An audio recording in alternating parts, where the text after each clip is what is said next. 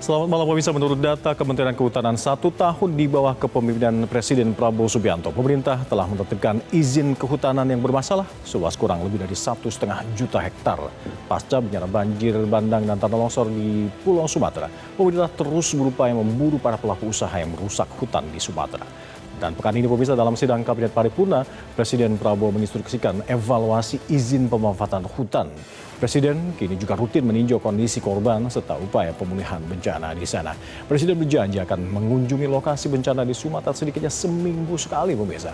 Top Report pekan ini juga akan mengulas perjuangan sejumlah atlet kita untuk mengumpulkan medali dalam arena SEA Games 2025 di Thailand.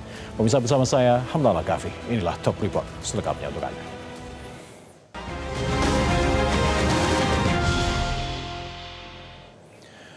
Pemirsa, upaya pemerintah untuk memburu para pelaku usaha yang merusak hutan di Pulau Sumatera bergulir makin kencang. Dan pekan ini dalam sidang Kabinet Paripurna, Presiden Prabowo menginstruksikan evaluasi izin pemanfaatan hutan.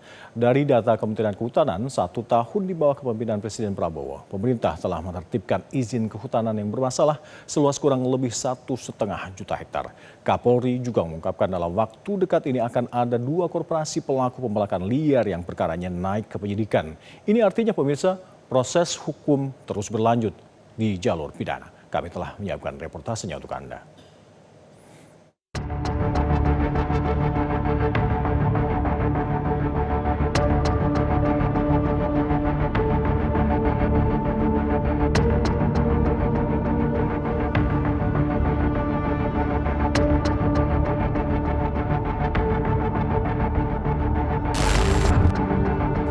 Akhir pekan lalu, jumlah korban tewas dalam banjir bandang serta tanah longsor di Aceh, Sumatera Utara, dan Sumatera Barat menurut data Badan Nasional Penanggulangan Bencana resmi menembus 1.000 orang.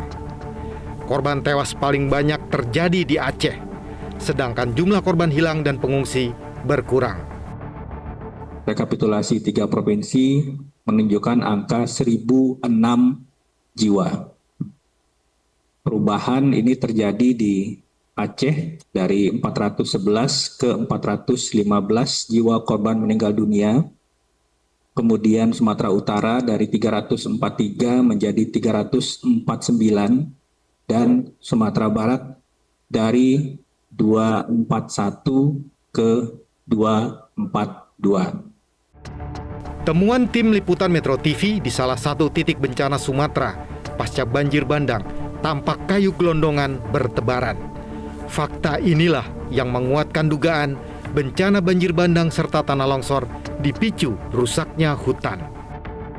Pondok Pesantren Darul Mukhlisin menjadi salah satu saksi bisu yang dimana di sekitar tanah lapang yang luas ini terparkir banyak sekali kayu-kayu gelondongan yang didatangkan dari banjir bandang yang melanda Kabupaten Aceh Tamiang pada November 2025 lalu. Dan dapat saya tunjukkan kepada para pemirsa saat ini bahwa kayu-kayu seperti ini merupakan salah satu bentuk kayu yang kecil, yang dimana memang bentuk ukurannya sudah rapih seperti itu. Dan masih banyak sekali kayu-kayu besar yang ada di sekitar tanah lapang dari Pondok Pesantren Darul Mukhlisin ini. Kayu-kayu yang ada di sini berbagai macam ukuran, dari paling kecil hingga ukuran paling besar. Dan di mana kayu-kayu ini berdasarkan penuturan warga yang kami temui, kayu-kayu ini datang bersamaan dengan air yang deras ketika banjir melanda Kabupaten Aceh Tamiang.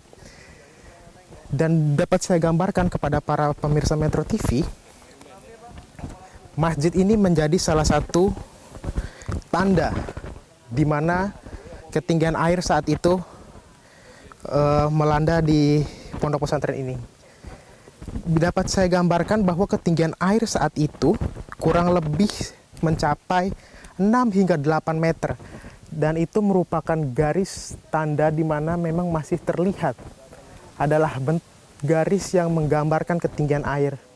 Dapat para pemirsa Metro TV saksikan di depan layar kaca Anda.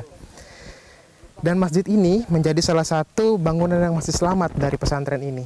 Dan di sana itu merupakan bangunan-bangunan pesantren yang memang masih ada, namun sudah rusak karena terendam material banjir. Begitu, karena di dalamnya masih terdapat banyak sekali lumpur serta kaca-kaca maupun juga interior-interior yang ada di dalam bangunan tersebut sudah hancur karena dilanda banjir. Dan tepat di mana saya berdiri saat ini, saya masih bisa mencium bau bangkai. Namun, saya tidak tahu bangkai itu adalah bangkai apa. Namun yang jelas, yang pasti, saya masih mencium bau bangkai yang sangat menyengat di tempat ini. Karena berdasarkan penuturan warga, hingga saat ini warga pun belum juga tahu bau bangkai ini berasal dari mana. Dan yang pasti memang bangkai-bangkai yang tercium itu menimbulkan bau aroma tidak sedap di sekitar tanah lapang pondok pesantren Darul Mukhlisin ini. Dan berdasarkan penuturan warga, pesantren ini menjadi salah satu mukjizat. Karena ketika kayu-kayu ini datang dari arah sana, di mana di arah sana ini merupakan daerah aliran sungai yang memang langsung terhubung dengan hutan.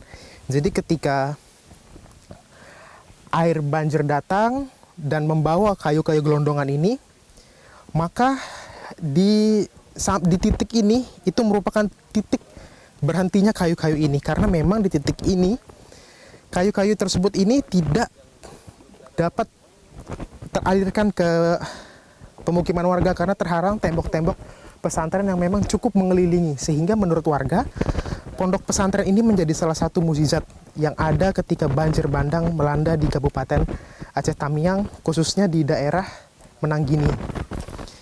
Karena pesantren ini langsung berbatasan dengan pemukiman yang memang cukup padat. Karena jika kayu-kayu ini menghantam pemukiman tanpa adanya tembok dari pondok pesantren ini, maka dapat dipastikan desa Menanggini, rumah-rumah yang ada di sana tidak akan selamat lagi. Karena bisa Anda bayangkan, kayu-kayu ini merupakan kayu-kayu yang besar.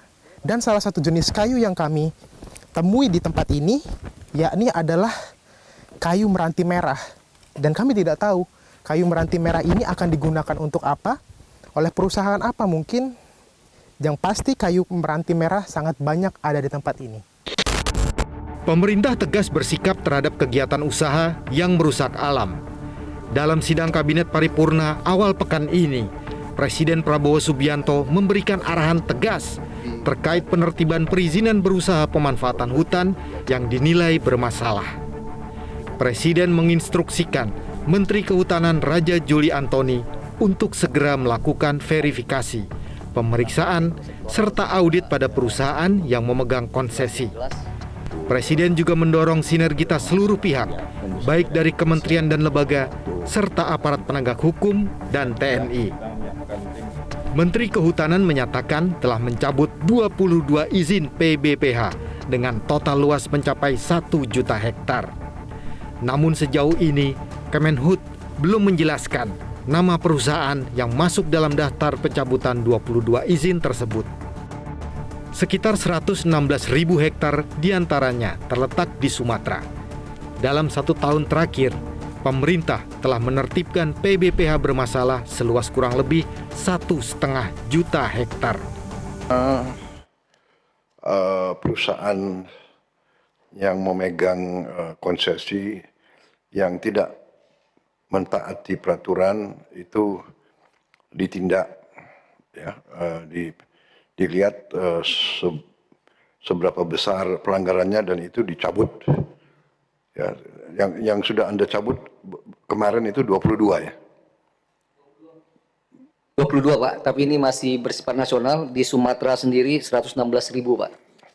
Yang terkait dengan banjirnya nanti dikoordinasikan dengan Satgas PKH Pak, tapi tadi mungkin tidak bisa diekspos ke publik pada saat ini. Baik, tapi terus bekerja seperti perintah Bapak Pak. Oke, jadi Kapolri Jenderal Polisi Listio Sigit Prabowo menyatakan siap bergerak cepat untuk menindak tegas perusahaan-perusahaan yang melakukan perusakan lingkungan, baik perusahaan yang mendapat konsesi maupun tidak.